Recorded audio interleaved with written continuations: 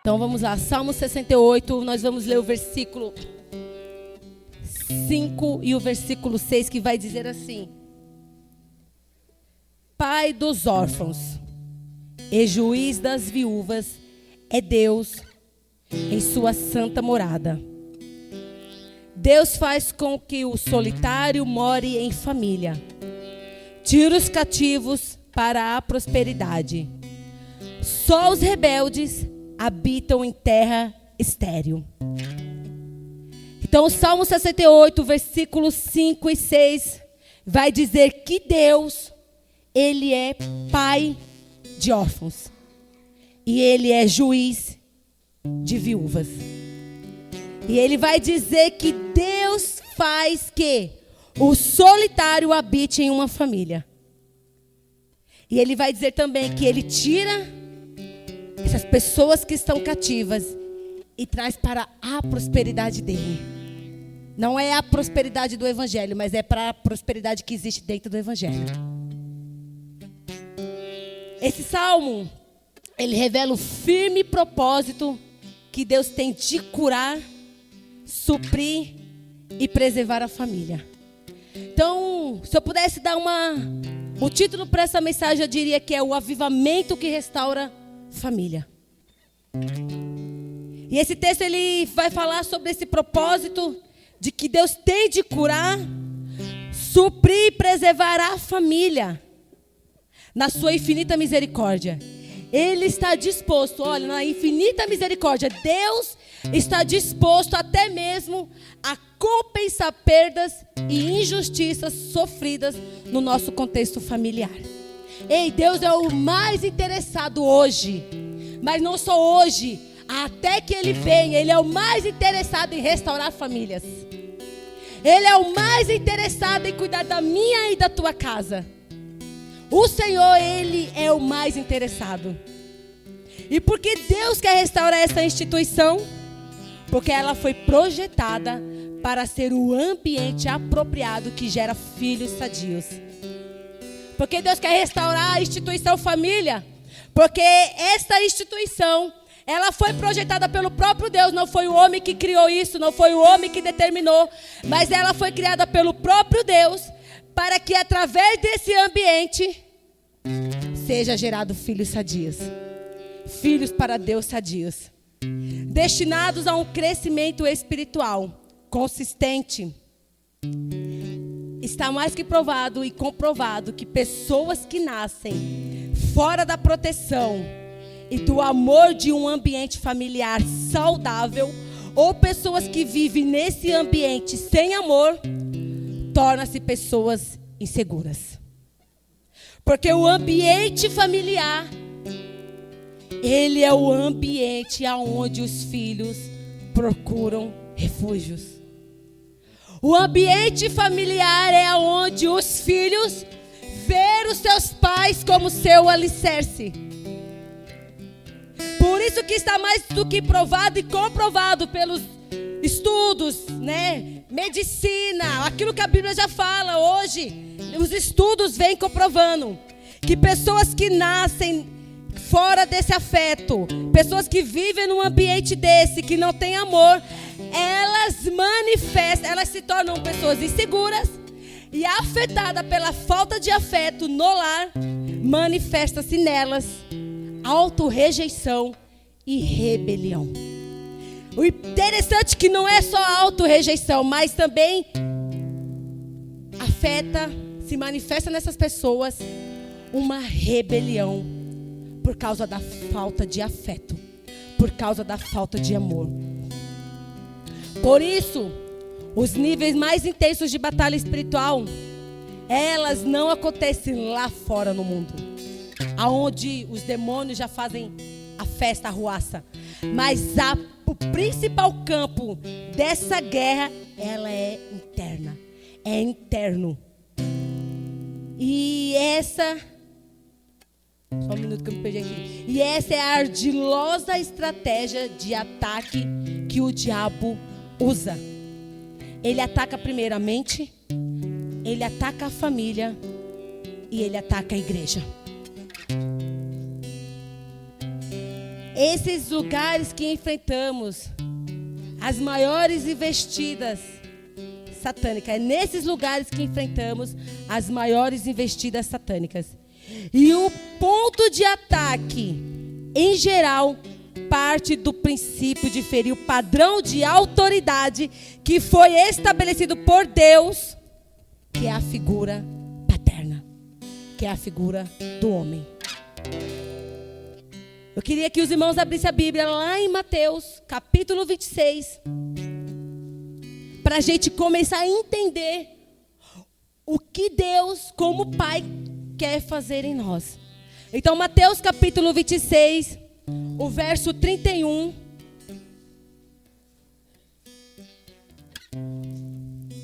A fala de Jesus para Pedro. Então, o ponto de ataque, no geral, é ferir o padrão de autoridade que foi estabelecido por Deus. A autoridade paterna foi estabelecida por Deus. É uma autoridade dentro do lar. E ela foi estabelecida por Deus.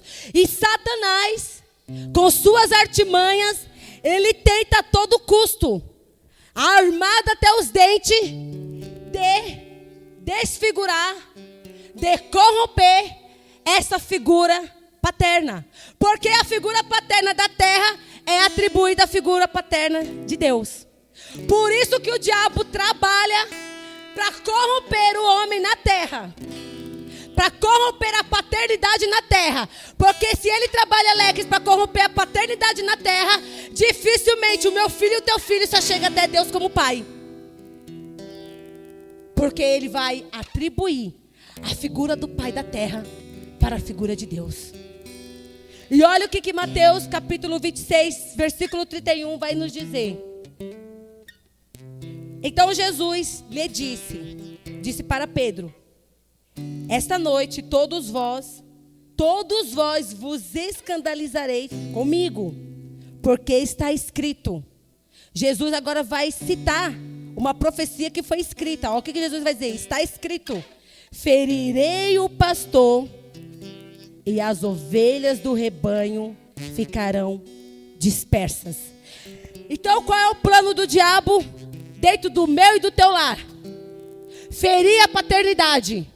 Para quê? Para que os filhos fiquem dispersos. Esse é o plano, esse é o alvo do inimigo. A família é o alvo A família é o alvo a qual o inimigo todos os dias ele não descansa e ele não cessa para que ele venha destruir. Esse é o alvo dele. O pilar, irmãos, o pilar mestre da família é a figura paterna. Por quê? Porque provê um referencial divino, prover as coisas do céu para a terra, prover a presença de Deus para dentro do lar. Então o pilar mestre da família é a figura paterna, que provê um referencial divino para os filhos e a esposa. A gente vai chegar lá, porque que Deus vai falar da orfandade. E a ausência dessa figura traz um jugo de orfandade e viuvez, que é o que o salmista cita no Salmo 68. Que Deus é pai de órfãos e juiz de viúva. Porque quando essa figura da paternidade do homem, ela é desfigurada, ela gera nos filhos um sentimento de orfandade. Ela gera na mulher um sentimento de viuvez. Já ouviu aquele ditado: a mulher que se separa, ou a mulher que o homem não está mais nem aí para nada, e a mulher ela fala bem assim: o defunto? Já ouviram pessoas que se separaram e quando ela vai falar do seu ex-marido, ela usa o termo o defunto? Por quê? Porque ela se sente uma viúva de um homem que está vivo. Ela se sente viúva de um homem que está vivo.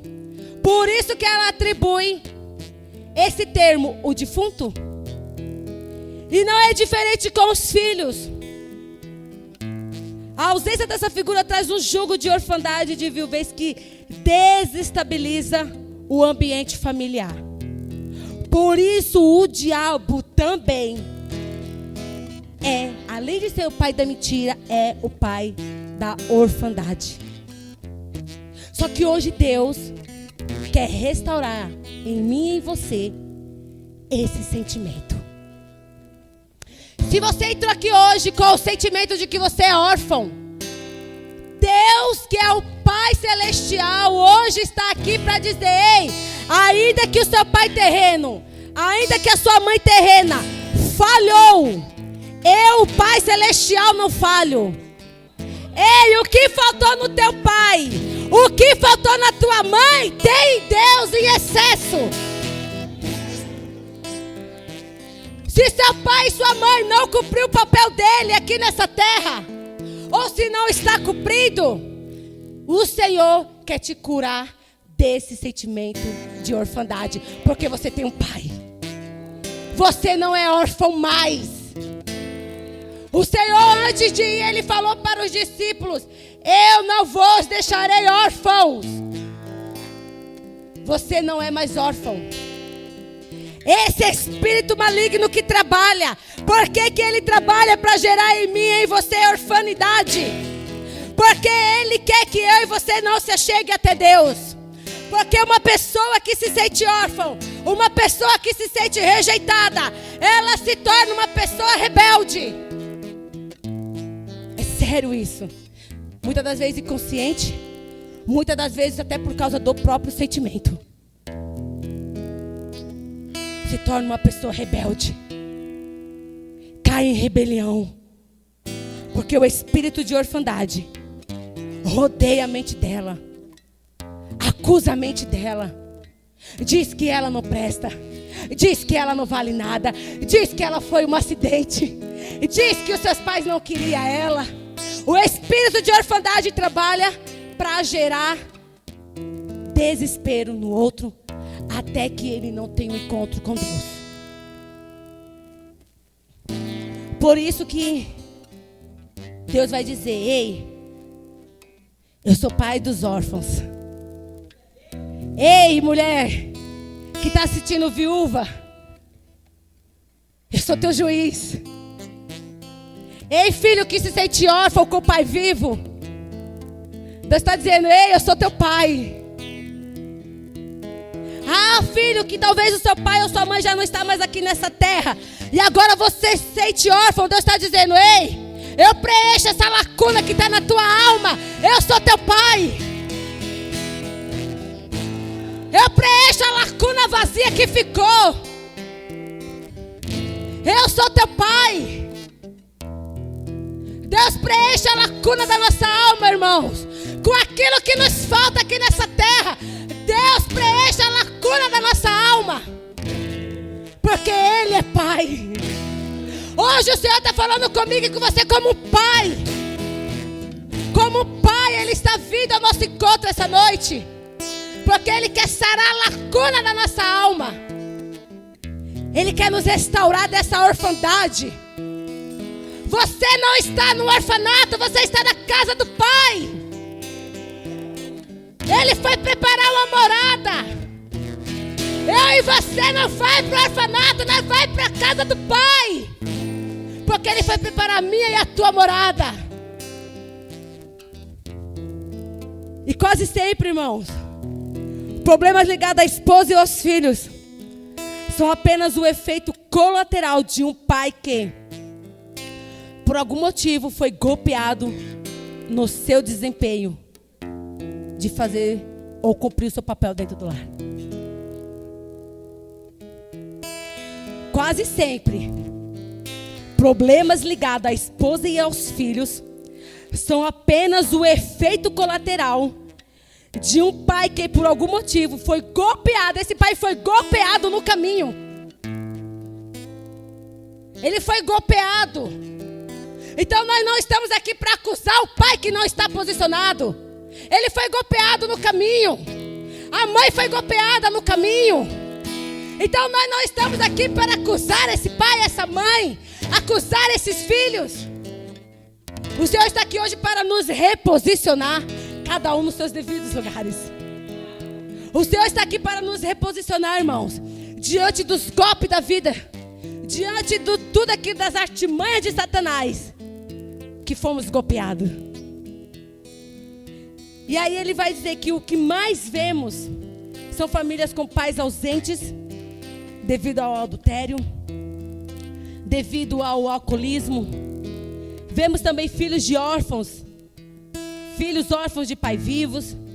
Vemos também mulheres viúvas de esposos vivos.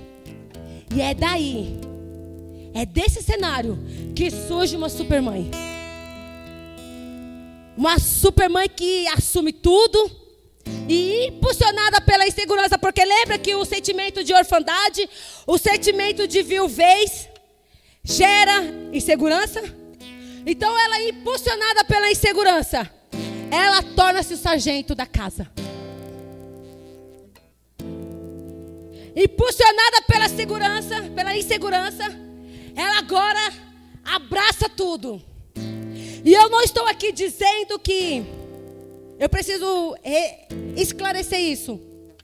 Eu sei que existem mães solteiras que infelizmente, com as situações da vida, não teve o que se fazer, não teve como se reconciliar, não teve o que ser feito. E hoje, eu sei que existem mulheres entre nós e aí no meio da sociedade, que hoje elas são a dona de casa sozinha mesmo. Eu sei que existe isso. E eu não estou falando dessa situação. O que eu estou dizendo é que a ausência paterna, ela gera orfandade. E isso pode ser com o homem dentro de casa, ou com o homem que não está dentro de casa. A ausência paterna, ela gera orfandade.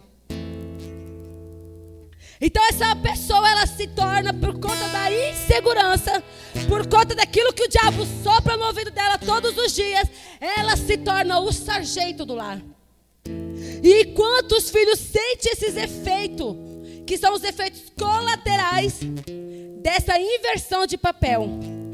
Então quando os papéis estão invertidos dentro do lar, os filhos sofrem, os filhos padecem.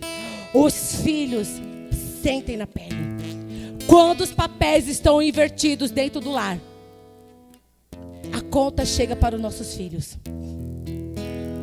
Os nossos filhos, eles sofrem os contra-ataques de Satanás. Os nossos filhos são bombardeados pelas setas, pelas mentiras de Satanás, quando esses papéis estão invertidos dentro do nosso lar.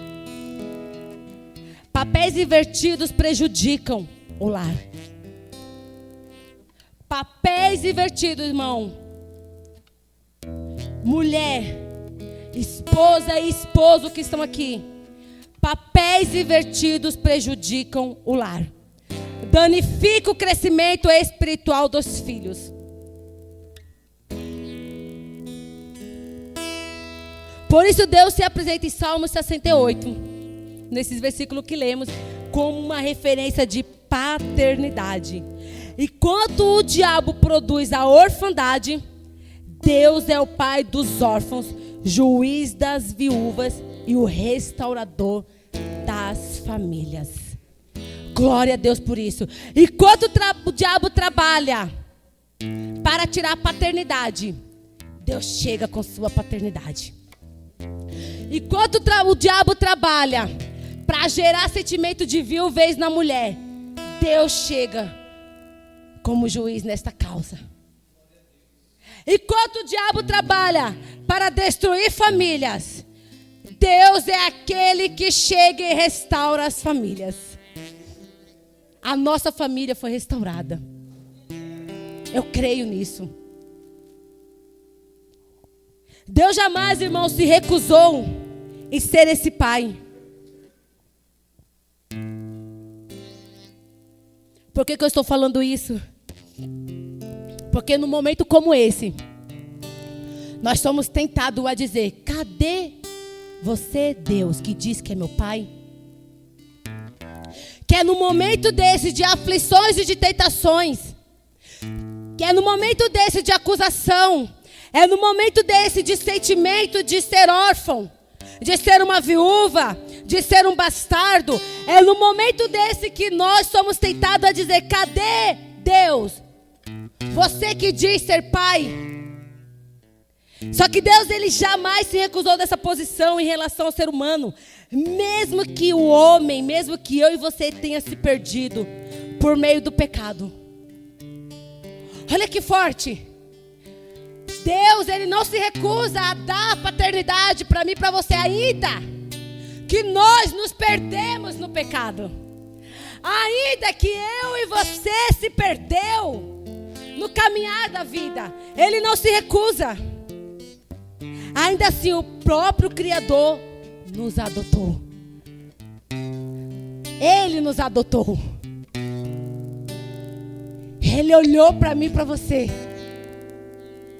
e disse: eu vou adotar esse povo como meus filhos. Eles serão meus filhos. Deus nos adotou, irmãos. Isso é tremendo, porque nós temos uma paternidade, sim. Ainda que você cresceu sem conhecer seu pai ou sua mãe, mas você tem um Deus que hoje você o conhece. Ainda que você cresceu sendo rejeitado por tudo e por todos, mas ainda assim você tem um Deus que não te rejeita. Ainda assim que no ventre você foi tentado a ser abortado. Ei, mas Deus disse que desde o ventre você já era dele. Ainda que desde o ventre o diabo tentou empatar o teu nascimento, mas Deus já tinha declarado e determinado que você já pertencia a Ele. Ei, eu e você só nascemos porque Deus permitiu. Nós só nascemos porque Ele quis. Ah, irmã, mas você não sabe como está a minha vida. Era melhor então que eu não tivesse nascido. Isso é uma mentira do diabo. Isso é uma mentira de Satanás, porque ele sabe o propósito que Deus tem na tua vida como filho. Ei, irmã, era melhor então que o aborto tivesse dado certo, que eu não tivesse aqui. Tá que nem Jó. Mas Deus sabe, Ele que não permitiu, porque Ele tem um plano com você, como filho aqui nessa terra. Aleluias. E Deus, quando nos adota, Ele resgata a nossa filiação. Ei, quando somos resgatados por Deus, como quando fomos adotados por Deus, a nossa filiação foi resgatada. Ei, aí o espírito de orfandade cai por terra. Ei, aí o espírito de viuvez também cai por terra. Sabe por quê? Porque quando você estiver achando que não vai ter provisão, Deus manda o profeta lá na tua casa, porque Ele é o teu juiz. Ei, mulher, Deus é o teu juiz. Fica calma, acalma o teu coração, porque você tem um Deus que está vendo a tua causa. E Ele vai enviar um profeta. Ele vai enviar um profeta, porque Ele é o teu juiz. Aleluias. Ei, nós não estamos só nesta terra. Nós não estamos só, irmãos, passando pelos perrengues. Tem um Deus, tem um Pai, tem um juiz que está comigo e com você. Hoje o Senhor quer fazer cair por terra esse sentimento de orfandade. Eu vou enfatizar muito isso. Deus quer fazer cair por terra esse sentimento que te empata de olhar para Ele como um pai, que te impede de olhar para Ele como um pai. Não, a figura do homem não pode manchar quem é a figura de Deus. Não olhe para Deus como você olha para o seu pai na terra. A figura de um homem e de uma mulher não tem poder para manchar a figura de quem Deus é. Eu quero enfatizar, não olhe para Deus como você olha para o seu pai ou para sua mãe nessa terra. Não, Olhe para Deus como Pai Celestial, que nele você tem tudo o que você precisa. Olhe para Deus, que nele você tem tudo que você necessita. Porque, irmãos, eu posso ter até um pai e uma mãe rica nessa terra, cheios de bens, que quando morrer vai ficar tudo para mim. Mas ainda assim, se eu tiver o espírito de orfandade dentro de mim, nem da herança eu vou desfrutar. Nem da herança eu desfruto. Porque o espírito de orfandade, ele faz você ir cada vez mais para longe de Deus. Ele faz cada vez mais a pessoa se tornar um rebelde. Faz cada vez mais a pessoa se auto-rejeitar. A paternidade divina expulsa a solidão, quebra as cadeias da rejeição, faz nossas personalidades prosperar com as bênçãos espirituais.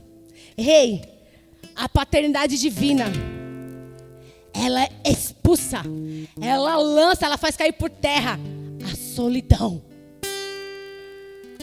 Ah, mas eu sou sozinha. Você não é não, você tem um pai que está contigo. Mas não está sendo suficiente porque eu ainda sinto sozinha. Continua perseverando, porque você vai sentir esse vazio sendo preenchido pela presença dele. Ah, mas é muito ruim, você não entende, você não está compreendendo. Não, eu não posso compreender a sua dor mesmo hoje, talvez. Mas eu posso dizer a respeito de um Deus que é considerado como Pai, e que na minha necessidade Ele também esteve presente. Eu posso dizer do Pai, eu não consigo falar da tua dor, mas do Pai que curador eu posso falar. De um Pai que curador eu posso dizer. E hoje Ele está aqui para curar a minha e a tua dor. Esse Pai quer nos tirar desse lugar, irmãos, de espírito de orfandade, de rejeição, de complexo de inferioridade. Deus hoje quer arrancar de mim e de você essas mazelas. Deus quer arrancar de mim e de você esses complexos, essas guerras que militam contra a carne e o espírito. Deus quer arrancar de mim e de você essa acusação demoníaca. Deus quer arrancar de mim e de você. Aleluias. E entretanto, para que Ele destrua o jugo da orfandade, tem um mistério aqui. Tem uma chave, irmãos. Para que Deus possa destruir o jugo da orfandade, primeiro é necessário rompermos com a rebelião em nossas vidas. Enquanto não rompermos, habitaremos num território emocional e espiritual totalmente árido e estéril. Eu vou ler de novo. Entretanto, para que Ele destrua o jugo da orfandade, primeiro é necessário rompermos com a rebelião em nossas vidas. Porque a orfandade, como eu disse, ela gera em nós autorrejeição. Ela gera em nós rebelião. Então, para que Deus me cure, para que Deus nos cure desse espírito de orfandade, é necessário rompermos com a rebelião que há dentro de mim. Enquanto não rompermos, habitaremos num território emocional e espiritual totalmente seco e sem vida. Precisamos abrir mão da posição de vítima e sermos batizados pelo ministério da reconciliação. Ei, irmã, você está falando então que por ter esse sentimento de orfandade, agora eu me torno uma vítima? Sim. Sabe por quê? Porque aí nós vai ficar chorando, Alex. Oh, ninguém me quis. Eu fui rejeitada. Eu fui abandonada. Oh, coitada de mim. Oh, céus, ó vida. E quando eu tenho esse sentimento dentro de mim, quando é essa fala que me direciona, quando é esse sentimento que me governa, eu me torno vítima, eu me armo contra o outro, eu rejeito o outro, Porque o sentimento de rejeição faz com que eu rejeite o outro. Eu crio uma capa dura dentro de mim. Eu crio uma capa dura, eu endureço o meu coração. E a palavra vai dizer que aqueles que têm ouvido, ouçam o que o Espírito fala. E quando nós endurecemos o nosso coração, nem o Espírito nós escuta mais. Então entende que esse espírito da orfandade que trabalha é muito grave, é muito sério. Não é algo tão simples, irmãos, que eu preciso fingir que ele não está comigo. Porque ele me leva para lugares áridos, lugares secos. Se eu não romper, se eu não renunciar, se eu não deixar de me ver, de me colocar na posição de vítima, eu não vou conseguir vencer. Nós não vamos conseguir vencer esse espírito maligno que nos rodeia. E aí o Senhor quer que nós abrimos mão dessa posição de vítima para quê? Para sermos reconciliados. Para sermos reconciliados. Muitas das vezes não tem cura porque estamos no posicionamento de vítimas. Usamos uma frase que nos sabota. E a frase são: eu não sei dar porque não recebi. Quem já não falou isso? Quem é pai e mãe aqui que já não falou isso? Ou mesmo você que ainda não é pai nem mãe, mas que você diz: eu não consigo amar porque nunca fui amado. Eu não consigo fazer pelo outro porque nunca fizeram para mim. Essa frase nos sabota.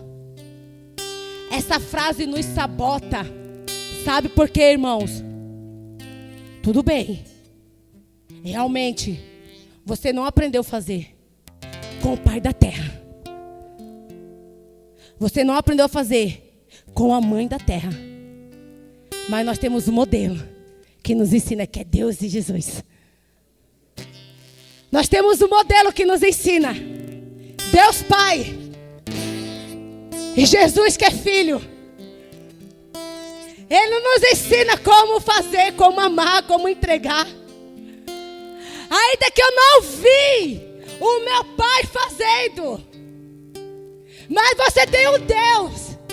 E o modelo não está no pai da terra. O modelo está no Deus da Bíblia. O modelo não é o pai da terra. O modelo a quem eu e você deve seguir não é o pai terreno. E eu não estou aqui descartando aquilo que o teu pai e tua mãe ensinou com integridade. Eu não estou descartando os ensinos do teu pai e da tua mãe. Mas eu estou dizendo que para se tornar bom pai, para se tornar bom filho, nós temos um modelo a seguir, que é Deus e Jesus. Hey, nós temos um modelo a seguir, que é Deus e Jesus. Então essa frase não nos cabe. Eu posso até ter passado por tudo isso, mas essa frase não me cabe. Eu não vou fazer porque não fizeram por mim. Eu não sei dar porque não me deram, porque eu não recebi. Essa frase não nos cabe. Porque se eu olhar para a Bíblia, eu vou fazer porque eu vi um Deus, um pai fazendo pelo seu filho. Se eu olhar para a Bíblia, eu vou ver um filho que fez o que o seu pai mandou. Então nós temos um modelo bíblico a ser imitado. Aleluias. Irmãos, e essa reconciliação, ela faz menção da cruz. A palavra vai dizer que antes do Senhor ir para a cruz, nós éramos inimigos de Deus, inimigo do nosso Pai. Aí Deus escolhe o seu filho unigênito, transforma ele agora em primogênito, para ir para a cruz, para reconciliar a minha e a tua paternidade com ele. Oh, aleluias por isso. Aí Deus pega Jesus, que é o único filho que ele tinha. Ei, agora você não vai ser o único, você vai ser o primeiro. Você vai para a cruz Porque você vai reconciliar a minha paternidade com os filhos da terra. Entendeu? Que você tem um modelo a seguir. Entendeu? Que a igreja tem um modelo a seguir, que é Deus e Pai em Jesus. Que é Deus Pai e Deus Filho. Nós temos um modelo a seguir, irmãos.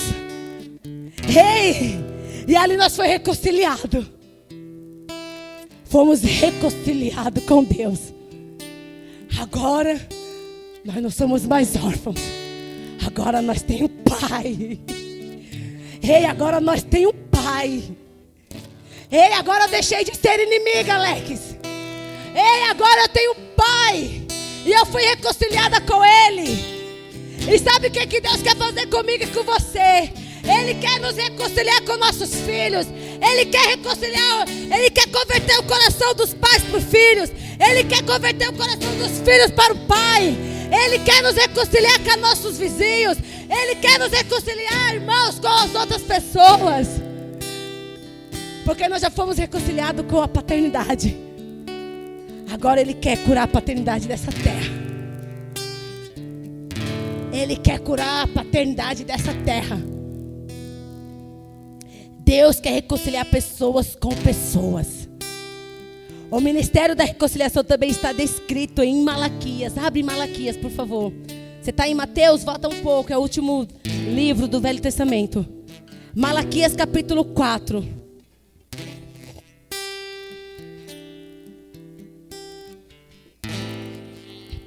Olha o que ele vai dizer. Malaquias capítulo 4, versos 5 e 6. Deus usa o profeta Malaquias para dizer assim para o povo de Israel: eis que vos enviarei o profeta Elias, antes que venha o grande e terrível dia do Senhor. Ele converterá o coração dos pais aos filhos, e o coração dos filhos a seus pais, para que eu não venha e fira a terra com maldição. Então Deus usa o profeta Malaquias e vai dizer assim: ó, eu vou enviar o homem com o espírito e com a ousadia de Elias. E esse homem vai pregar uma mensagem. A mensagem que reconciliou eu e você com Deus foi a mensagem da cruz, Cristo pregado. Agora ele diz assim: eu vou enviar o homem que vai enviar essa mensagem que estava na cruz, agora para os homens na terra, para que haja reconciliação entre pai e filhos, para que haja reconciliação entre filho e pais, para que os rebeldes se convertam. Então, essa profecia foi cumprida com a vinda de João Batista.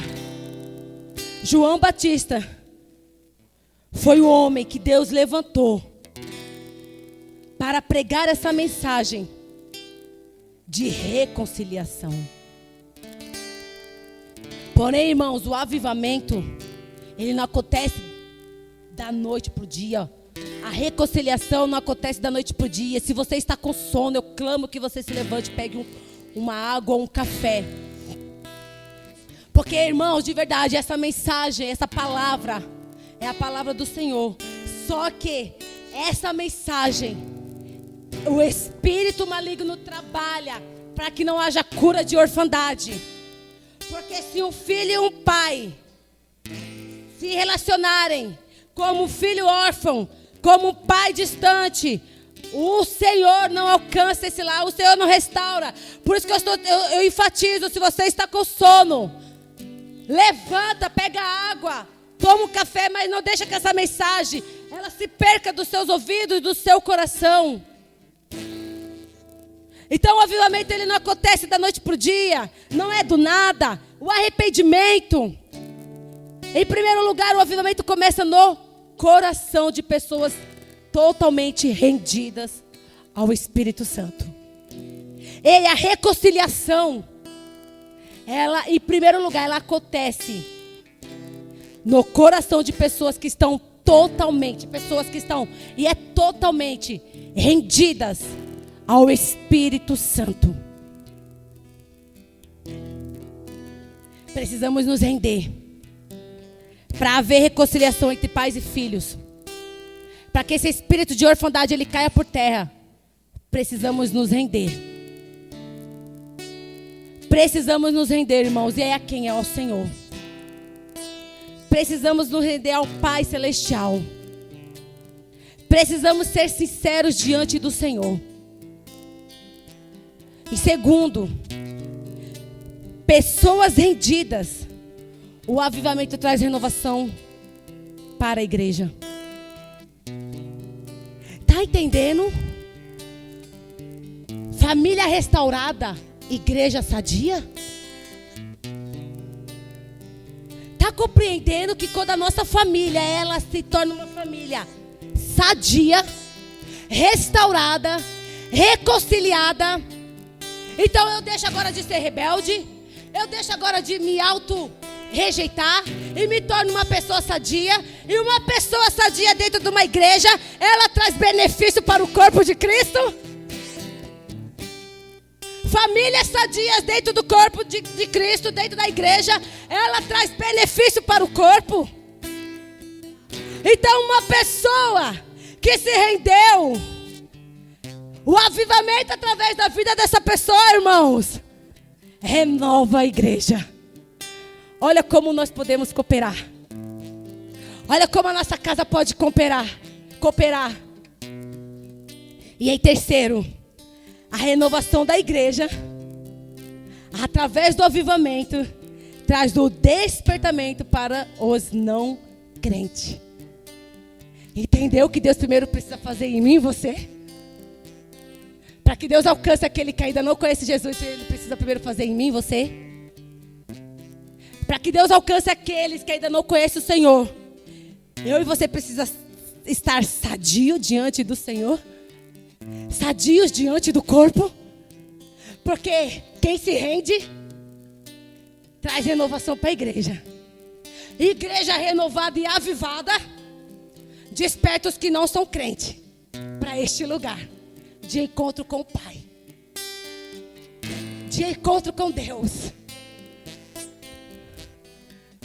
E em quarto, que o mover de todo esse avivamento que já foi falado, ele reforma uma sociedade. Ele não só reforma a sociedade, mas o verdadeiro avivamento genuíno, arrependimento, ele também renova uma nação. Ei, mas também não é só a nação, é o meu e o teu lar. Aleluias. Não é só mais o lar, não é só mais a nação, é a igreja.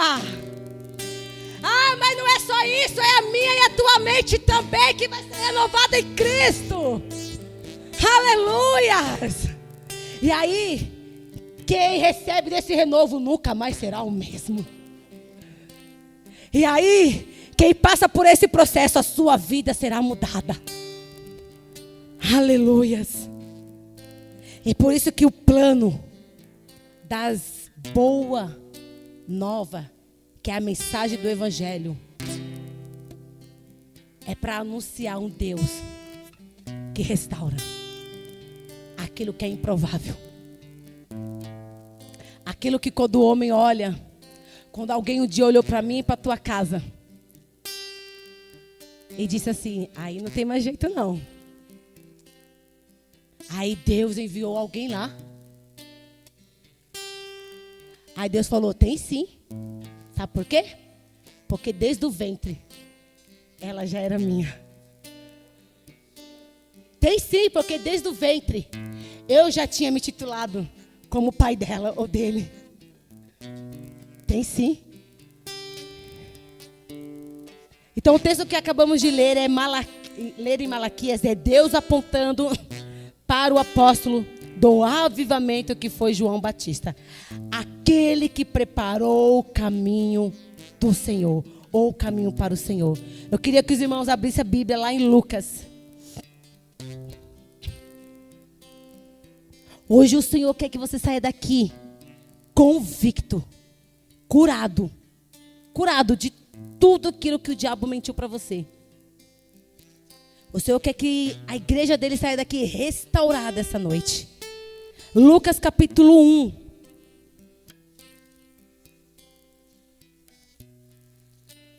O verso é do 13 ao 17. Olha a profecia sendo cumprida. Malaquias falou. Depois, eu não vou entrar nesse contexto, mas eu só vou te falar algo bem rápido. O último livro do Velho Testamento, as Escrituras diz que Deus ficou 400 anos sem se pronunciar para o povo. Algumas pessoas que estudam dizem que era o povo que ficou 400 anos sem ouvir Deus, e outros dizem que realmente foi o silêncio de Deus. Eu não quero entrar nesse contexto. Mas o que eu quero dizer é que Malaquias profetiza. E aí, o espírito de Elias, quando Deus fala que vai enviar um homem com o espírito de Elias, e eu preciso falar isso aqui muito rapidamente, só para que os irmãos entendam. Elias, quem foi Elias? Antes, vamos ler o texto aqui primeiro, que os irmãos já abriu. Versículo 13. Disse-lhe, porém, o anjo, Zacarias, não temas, porque a tua oração foi ouvida. E Isabel, tua mulher, te dará à luz um filho, a quem darás o nome de João. Em ti haverá prazer e alegria, e muitos se regozijarão com seu nascimento, pois ele será grande diante do Senhor. Não beberá vinho nem bebida forte, e será cheio do Espírito Santo, já no ventre materno. Olha o 16. E converterá muito dos filhos de Israel ao Senhor seu Deus. E irá diante do Senhor no espírito e poder de Elias, para converter o coração dos pais aos filhos e converter os desobedientes à prudência dos justos, e habilitar para o Senhor um povo preparado. Então Deus usa Malaquias, falando dessa profecia que se cumpre aqui, nesse livro que nós lemos. Deus fala do espírito de Elias, porque Elias foi um profeta. Elias foi um dos maiores e mais fervorosos profetas do Antigo Testamento, conhecido por sua luta contra a idolatria do deus Baal no reino de Israel, liderado pelo rei Acabe e sua esposa Jezabel. Então Elias foi o homem que defendeu o culto exclusivo ao Deus verdadeiro, que é o nosso Deus Pai. Esse foi Elias, com ousadia no espírito, um profeta que foi lá acabar com toda a idolatria dos altares de Baal, que era liderado na época pelo rei Acabe e sua esposa Jezabel. E quem foi Jezabel? Foi uma rainha, esposa de Acabe, conhecida por sua idolatria aos deuses pagãos Baal, ao deus pagão Baal, perseguição aos profetas de Deus. Ela perseguia os profetas de Deus, especialmente Elias. E por sua influência maligna, sendo um símbolo de maldade, manipulação e apostasia na Bíblia, culminando em uma morte violenta. Então a morte dela foi violenta, conforme as Escrituras diz. Então quem foi Jezabel? Foi uma mulher que perseguia os profetas, inclusive o Elias, porque Elias foi como mensageiro de Deus, destruir os altares de Baal. E é aqui que eu quero enfatizar.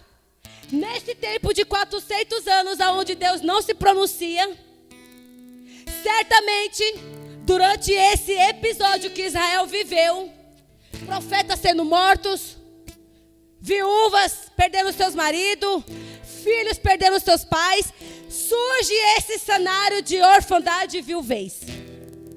Certamente nesse percurso aí, nesse período de 400 anos, onde o povo ficou, com certeza Deus dará, vivendo as suas próprias paixões, fazendo o que bem queria, porque Deus estava em silêncio, ou porque talvez eles não ouviam Deus.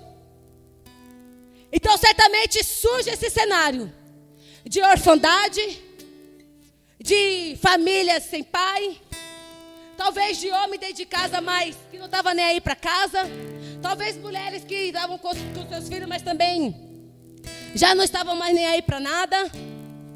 Então surge esse cenário, e Deus diz: eu vou enviar um que vai pregar a mensagem que vai restaurar esse povo. Eu vou enviar um. E ele vai nessa mesma ousadia. Ele vai no mesmo espírito. Porque o espírito de Elias quem colocou foi Deus. O espírito de João Batista quem colocou foi Deus. Ei, sabe o que eu quero dizer com isso? Que Deus, Ele quer colocar esse mesmo espírito em mim e você, de ousadia. Para que caia por terra essa orfandade. Para que caia por terra esse sentimento de viuvez. Para que caia por terra esse sentimento de rebelião. Deus, Ele quer colocar esse mesmo espírito em mim e você, para que eu e você seja o profeta da nossa casa. Para que eu e você seja o profeta do nosso lar. E Deus envia o homem tomado de poder, tomado no espírito. Porque Elias foi um homem muito corajoso. Ele não teve medo da morte. Ele não teve medo, ele foi. Ele foi defender a sua nação. Eu e você precisa defender a nossa casa. E como? Com as armaduras espirituais. Ei pai, ei mãe, eu e você precisa defender a nossa casa. Precisamos defender o nosso lar.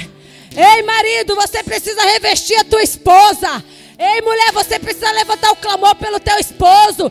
Ei filho, você precisa deixar de ser rebelde. Ei filho, você precisa obedecer ao pai e à mãe. Ah, mas ele tem atitudes que me desagradam. Respeita, a ordem honra pai e mãe, para que seus dias se prolonguem nessa terra. A ordem é bíblica. Ei pai e mãe, mas também não gere a ira de Deus no teu filho. Porque o pai e a mãe que não instrui o filho no caminho de Deus, esse leva o filho a conhecer a ira de Deus.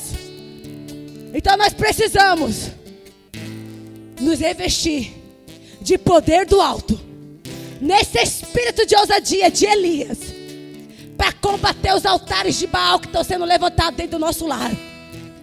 Para combater os altares de Baal que estão sendo levantados dentro da nossa casa. E aí é através de muitas coisas que acessamos. É através de muitas coisas que estão sendo deliberadamente sutis, irmãos. Porque o diabo, ele é sutil. O diabo, ele entra rastejando. Muitas das vezes nós não percebemos a presença dele dentro do nosso lar. Isso é muito sério. Muitas das vezes nós não percebemos a presença dele dentro do nosso lar. Porque ele é sutil. Ele é sutil. Ele é o enganador. Ele é o pai da mentira. Ele é o pai que quer, ele é o pai que quer produzir orfandade. Aleluias. Então logo podemos compreender que é o que eu já disse aqui, que entre esse povo surgiu órfãos e viúvas, pais e filhos, um contra o outro. Povo rebelde que não queria mais saber de Deus. Por esse motivo Deus então usa o profeta Malaquias para profetizar sobre João Batista. João Batista foi o grande avivalista desse tempo. João Batista foi o homem levantado que iria anunciar a mensagem de restauração sobre um povo que se encontrava nesse cenário de destruição. E aí, irmãos, dessa forma, a reconciliação familiar, quando há reconciliação familiar, quando o evangelho alcança a nossa casa, quando a cruz alcança a nossa casa, a reconciliação familiar, ela destrona a rebeldia, ela invoca a prudência, ela educa a igreja. Tá entendendo? Quando o evangelho da reconciliação, ela alcança a nossa casa, o nosso coração se rende. Quando nós nos rendemos, não é quem está pregando, mas é a mensagem da cruz. Ei,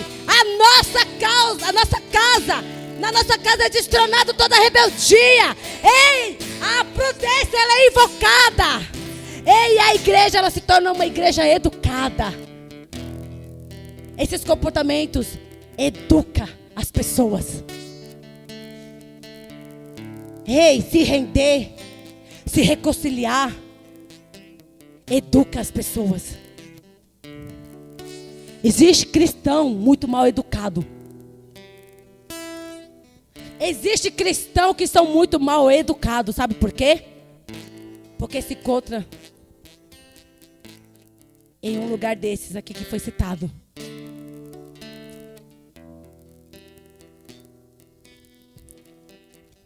Olha o que Deus vai falar em 2 Crônicas. Eu gostaria que vocês abrissem também, por favor.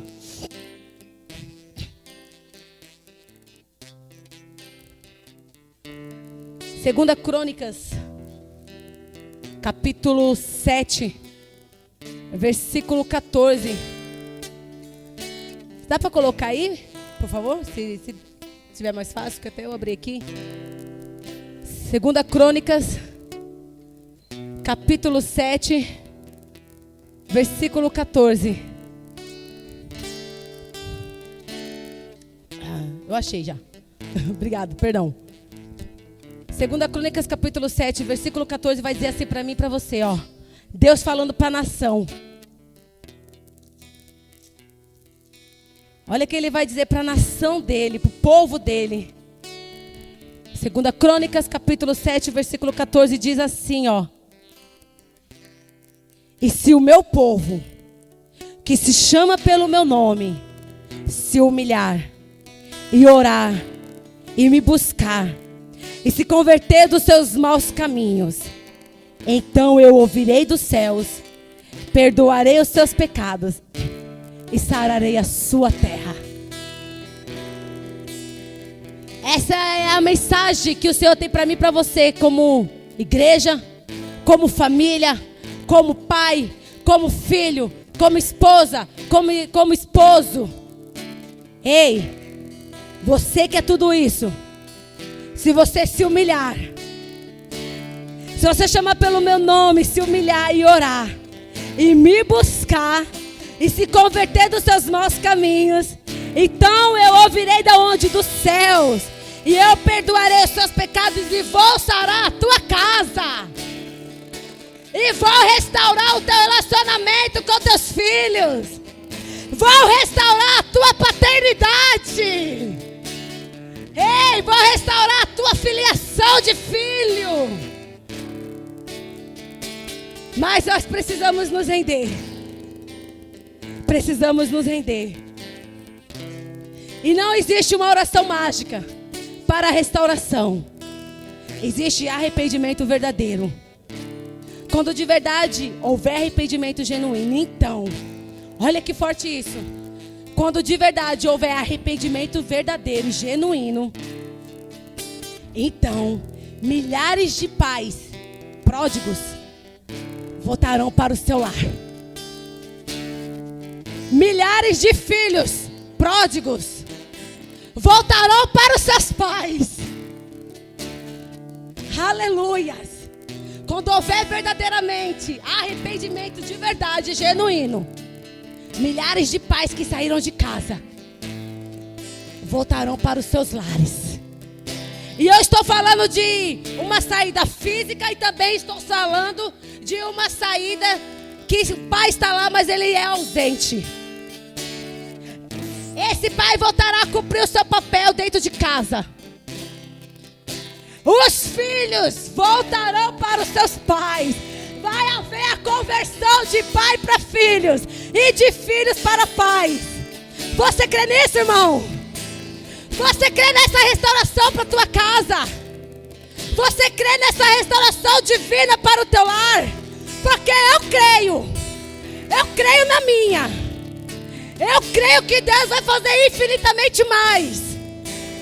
Eu creio que os meus olhos vão contemplar muito mais do que eu tenho orado ao Senhor. E eu declaro isso na tua vida. Eu declaro isso na tua vida. Deus quer quebrantar os nossos corações, para que haja confissões de pecado, para que esses quebrantamentos produzam reconciliação, familiar, com o seu vizinho, com o seu irmão de sangue, ou com o seu irmão em Cristo, para que nossa mentalidade seja renovada e que possamos mudar de atitude. Ei, para que Deus quer o quebrantamento de coração? Para que haja reconciliação dentro do lar, para que haja reconciliação com o meu vizinho, para que haja reconciliação com o meu irmão de sangue, para que haja reconciliação com o meu irmão em Cristo Jesus. Por quê? Porque Ele quer uma nação curada, Ele quer um povo curado. É por isso que o Senhor quer que eu e você, a igreja dele, se renda. E para que esse espírito de orfandade, ele caia por terra, no nome de Jesus. Ei, eu estou finalizando. O próprio Jesus se sujeitou profeticamente ao batismo de João. O batismo de João era batismo de arrependimento. O próprio Jesus, irmão, do que ele tinha para se arrepender? Nada. Mas como filho, como eu disse lá atrás, como filho, para ser modelo para mim e para você, ele teve que ir para uma cruz, para mostrar para mim e para você que ele também foi para a cruz, para ter reconciliação. E hoje o Senhor quer que eu e você olhe para a cruz com olhar de arrependimento, porque existe um modelo a ser seguido. A cruz ainda é um modelo. A cruz ainda é um modelo que eu e você precisa. Não se distraia. A cruz ainda é um modelo que eu e você precisa seguir. Olhar como símbolo de reconciliação. A cruz ainda precisa ser olhada dessa maneira, como símbolo de reconciliação. Aleluia! E o próprio Jesus se submete. Ei, irmão, e naquele momento o céu se rasga. E naquele momento o mover do Espírito de Deus para sobre ele e afirma assim: aí está o meu filho amado. Ei, Deus quer afirmar que eu e você é filho amado dele. Ei, Deus quer afirmar que eu e você é filho amado dele. Aleluia. Precisamos nos sujeitar ao batismo de arrependimento. E hoje Deus quer curar a orfandade. Ei, você tem um Pai Celestial. Para que você possa ser um bom pai nessa terra, você precisa ser primeiro um bom filho com Deus. Primeiro precisamos ser um bom filho para com Deus, para que possamos ser um bom pai nessa terra, uma boa mãe, uma boa qualquer coisa quer que seja. Primeiro precisamos ser um bom filho com Deus. Aleluia.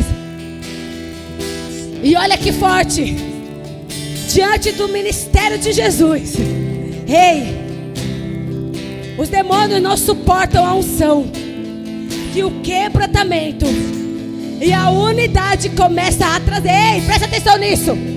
Os demônios, as potestades malignas não suporta a unção que um coração quebrantado pode ter.